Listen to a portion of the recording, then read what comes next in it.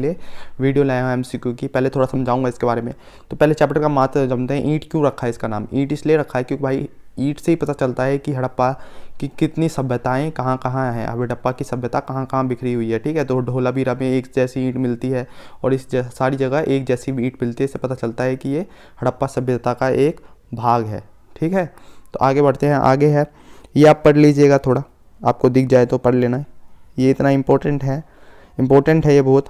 तो मैं थोड़ा इसमें से समझा देता हूँ आपको कि ये है कि इसमें मेन डेट्स दी गई है। 2600 लेके 1900 ईसा पूर्व तक क्या चला था? हड़प्पा का काल चला था, ठीक है। हड़प्पा का जो काल इसका जो हम कह सकते हैं, इसका जो सबसे मेन पॉइंट ये है, सबसे जो महत्वपूर्ण चीज़ है वो क्या है कि इसका जो निकासी था, जो जल की निकासी थी वो बहुत ही ज़्यादा अच्छी थी, ठीक है।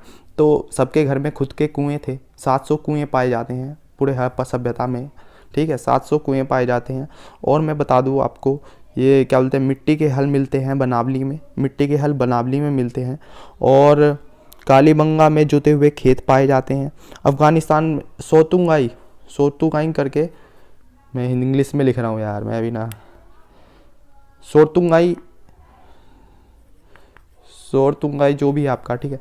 ये आपका अफ़गानिस्तान से जुड़ा हुआ है, ठीक है। अफ़गानिस्तान में है सोरतुंगाई, ठीक है। आपका मैप वाला क्वेश्चन आ जाए तो आप कर सकते हैं। अफ़गानिस्तान में है सोरतुंगाई, ठीक है। अब हमारे 1875 में पहले जो डायरेक्टर जनरल वो कौन थे? अलेक्जेंडर कनिंघम थे, ठीक है। तो ये थोड़े से पॉइंट्स हैं, वो याद रखिएगा आप। ऑनेस्ट मैके करके इसने बुक लिखी थी, द अर्ली इंडियन सिविलाइजेशन, ठीक है। तो ये ध्यान रखिएगा, थोड़ा पॉइंट सही है। ये देखिए लिखा हुआ है मोहनजोदारो में 700 कुएं हैं, यहाँ पे भी है, ठीक है। तो आगे बढ़ते हैं। आगे हमारा थोड़ा और इंपॉर्टेंट चीज़ है, फायरेंस क्या होता है भाई? ये क्वेश्चन आ जाता है। फायरेंस क्या होता है?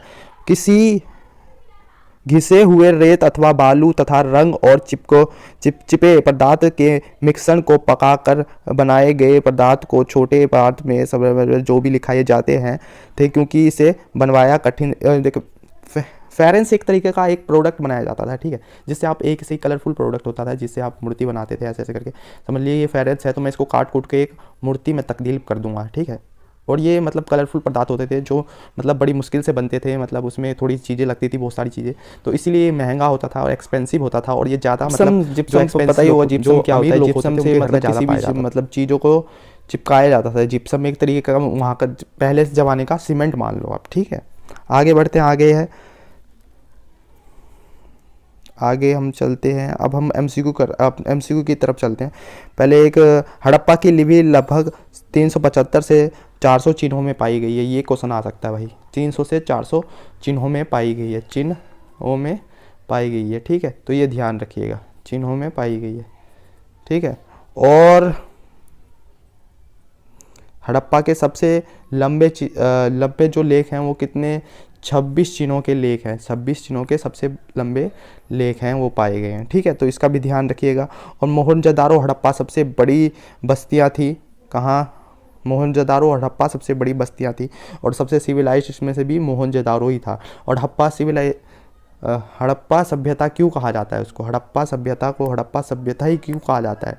वो एक तो आप इंदस रिवर को क्या कहते हैं भाई? सिंधु नदी ना, सिंधु घाटी सभ्यता भी कहा जाता है। सिंधु घाटी इसलिए कहा जाता है क्योंकि सिंधु नदी के पास बसी हुई थी, तो ये तो आसान बात है। पर उसको हड़प्पा सभ्यता क्यों कहते हैं? हड़प्पा सभ्यता इसलिए कहते हैं क्योंकि सबसे पहले जो खोज किया गया था वो हड़प्पा सभ्यता का किया गया था, ठीक है। तो ये ध्यान रखिएगा, सबसे पहले खोज किसका हुआ था? हड़प्पा सभ्यता का ही हुआ था, इसलिए इसका नाम क्या पड़ गया? हड़प्पा सभ्यता। और एक बात आती है स्नान घर कौन सा? विशाल स्नान घर, ये कहाँ पे पाया जाता है? ये मोहनजोदारो में पाया जाता है। क्वेश्चन आ सकता है मोहनजोदारो में पाया जाता है, और ये कि ज़्यादातर आपको मोहनजोदारो में ही मिला है, ठीक है। ये सबसे बड़ा है। और ये इसमें क्या जो मतलब कभी बड़े बड़े होते हैं ना पूजा पाठ, बड़ा कोई फंक्शन, उसमें इसका यूज़ होता था। इसमें खड़े होकर, जैसे आप छठ पूजा मान लो यार, ऐसे कोई पूजा होता होगा उनका, ठीक है। तो सूर्य भगवान की पूजा करते होंगे तो पानी में खड़े होकर वो सब करते हैं, ठीक है।